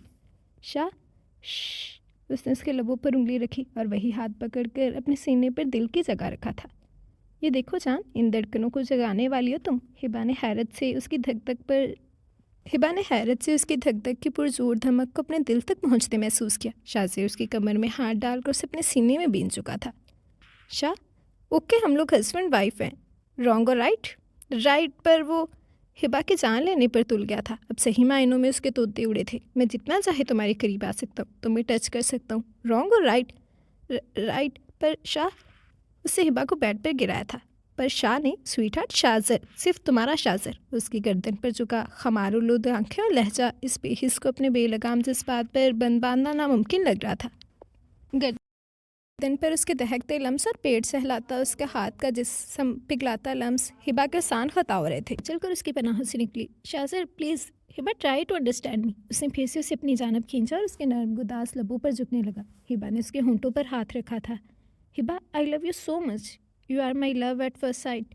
कब तुम मेरे जिस्म से मेरे रूह में उतर गई, मुझे तो पता ही ना चला। इस पत्थर दिल को मोम बना दिया। ये तुम्हारा ग्रेस अब मेरी जान ले लेगा। उसके हर लफ्ज़ पर सुनसी बैठी थी। शाजिर, आप अगर मुझसे मोहब्बत करते हैं तो आपको इसी मोहब्बत की कसम। ऐसा मत करें ना, हम एक दूसरे को समझने के लिए पहले वक्त चाहिए। वो रूहान सी हुई। शाजिर ने बेबसी से इस जालिम लड़की को देखा जब उसे उसकी मोहब्बत की कसम दे बैठी थी। ओके ठीक है, वो हंसी और बेड से नीचे उतरकर उसके सामने खड़ी हुई। तो शुरुआत फ्रेंडशिप से करते हैं। हाय, आई एम हिबा बाबर हमाद। क्या आप मुझसे फ्रेंडशिप करेंगे? नाजुक हाथ उसके आगे किया। No you not. शाजिर ने शिकायती नज़रों से उसे घूरा। हिबा को अपनी मिस्टेक समझ आई थी। Okay, I am sorry. Hi, I am Hiba Shajir Sultan. क्या आप मुझसे फ्रेंडशिप करेंगे? Yes, it's my player dear. Shajir ने उसका हाथ थामा। चलो फिर फ्रेंड, मैं अनकम्फर्टेबल हूँ, आप किसी दूसरे रूम में सो जाएं। मैं सोने लगी हूँ, मुझे नींद आ रही है। वो बेतकल्लुफ़ी से कहती बड़ी आराम से कम्फर्टर में घुस गई थी, जबकि शाजिर उसकी चालाकी पर कुर्ता दूसरे रूम में चला गया। जी, तो ये थी हमारी आज की एपिसोड। उम्मीद करती हूँ कि आप लोगों को पसंद आई होगी। अपनी राय का इजहार ज़रूर कीजिएगा कि एपिसोड कैसी लगी। अच्छा रिस्पॉन्स दीजिएगा और ज़रूर बताइएगा कि नावल कैसा लग रहा है। ठीक है, फर्स्ट एपिसोड की तरह बिल्कुल नहीं करना कि रिस्पॉन्स नहीं देना। फर्स्ट एपिसोड पर बिल्कुल ना होने के बराबर रिस्पॉन्स आया है, तो ये बहुत ही गलत बात है। आप लोगों ने रिस्पॉन्स लास्ट में देना है और मुझे ज़रूर बताना है कि आप लोगों को सेकंड एपिसोड कैसी लगी, ठीक है जी। इसके अलावा जिसने अभी तक चैनल सब्सक्राइब नहीं किया, जल्दी से चैनल सब्सक्राइब कर लें, बेल आइकन दबा दें ताकि हर आने वाली नई वीडियो आपको मिलती रहे। लाइक, कमेंट और शेयर करना मत भूलें। तो चलिए हम एक दफ़ा अपना कमेंट सेक्शन देख लेते हैं, फिर अपनी वीडियो एंड करेंगे। जी, तो चलिए हम कमेंट सेक्शन देखते हैं, फिर अपनी वीडियो एंड करेंगे। सबसे पहले चौधरी जट कह रहे हैं बहुत अच्छा नावल था, thank you very much Chaudhary Jat. Then Farhan gamer कह रहे हैं बहुत अच्छा, बहुत ज़बरदस्त, thank you very much Farhan gamer. Mohammad Tofail कह रहे हैं अस्सलाम वालेकुम आपी जी, कैसी हैं आप? जी फर्स्ट एपिसोड बहुत अच्छा था, बहुत शुक्रिया आपका। वालेकुम अस्सलाम, अल्हम्दुलिल्लाह मैं बिल्कुल ठीक हूँ and thank you very much Mohammad Tofail, आपको अच्छा लगा, मुझे खुशी हुई, आगे भी आपकी राय का इंतज़ार रहेगा। देन एम ए ख़ान कह रहे हैं लड़की का निकाह हो जाता है और वो फिर भी लाला बोलती है। कमाल लिखते हैं भाई लिखने वाले, क्या कह सकते हैं। और कुछ आदतें वक्त के साथ ही छूटती हैं, अक्सर बेदहानी में हो जाता है, लेकिन बिल्कुल थोड़ा एहतियात करनी चाहिए। दैन बेरा सिंह बेला कह रही हैं बहुत मज़े का नावल है, मैंने पूरा पढ़ा हुआ है, नेम याद नहीं, और शावीर की और परी की बेटी होगी। थैंक यू वेरी मच, आपको अच्छा लग रहा है नावल, मुझे खुशी है, आगे आपकी राय का इंतज़ार रहेगा। और आप लोग इसे मेरी रिक्वेस्ट समझ लें कि अगर मैं एक अपने चैनल का रूल बनाया है तो आप लोग प्लीज़ उसे फॉलो किया करें। अगर मैं आपको बताया है कि नावल का नेम मैं लास्ट वीडियो में मेंशन करती हूँ तो आप लोग प्लीज़ एहतियात किया करें। अगर आपने नावल पढ़ा भी है तो आप उसका नाम मेंशन मत किया करें, बिकॉज़ ये रूल है कि मैं लास्ट वीडियो में ही, लास्ट एपिसोड में ही मेंशन करती हूँ। और स्टोरी आपने पढ़ी है, मुझे खुशी हुई, बट प्लीज़ इसे रिवील करके सबका इंटरेस्ट मत ख़राब करें, ठीक है। Thank you very much. Then Shahreen Shahzadi कह रही है nice novel and voice, thank you very much Shahreen Shahzadi, आज तो वॉइस ख़राब हुई पड़ी है। देन फातिमा कह रही हैं एपिसोड 2 नहीं मिल रही, मुझे एपिसोड 2 चाहिए। एपिसोड 2 कौन से वाला नावल है? चलें वीडियो एंड होने के बाद मैं आपको देख के इसका लिंक शेयर कर दूँगी, ठीक है। देन फातिमा जाहिद कह रही है नेक्स्ट एपिसोड कब आएगी? इंशाल्लाह रात 8 बजे आएगी नेक्स्ट एपिसोड, सॉरी 8 बजे नहीं 7 बजे, लेकिन ये जो आप जिस नावल का पूछ रही हैं ये नावल अपलोड हो चुका है कंप्लीट, आपको मिल जाएगा, आप एक दफ़ा चैनल विजिट कर लें, ठीक है। देन फ़रा तारिक ने लाइक किया, thank you very much फ़रा Tariq. Aesthetic girl कह रही है बहुत बहुत बहुत मज़े का नावल है, thank you very much aesthetic girl. Alishba Bilal कह रही हैं ज़बरदस्त, थैंक यू अलिशबा बिलाल। रोहम ने लाइक किया, thank you very much Roham. ZNDS1003 कह रहे हैं it's nice, thank you very much. Ausiya Khan कह रही है nice episode, thank you very much Ausiya. Seema कह रही है अस्सलाम वालेकुम, अगर फैमिली टाइप नावल है तो अच्छा ही होगा। फैमिली टाइप बहुत ज़्यादा फैमिली बेस नहीं है, लेकिन मेन चीज़ ये है कि 3 भाइयों की स्टोरी है।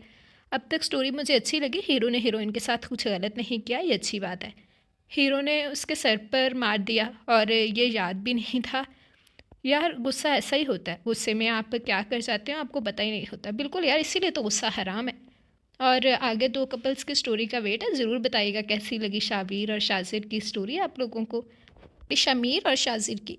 देन मुझे हीरो का पास्ट में क्या हुआ ये भी जानना है। 8 के सब्सक्राइबर्स होने वाले, इंशाल्लाह जल्द हो जाएंगे, आप लोग बस दुआ कीजिएगा, wait for the next episode.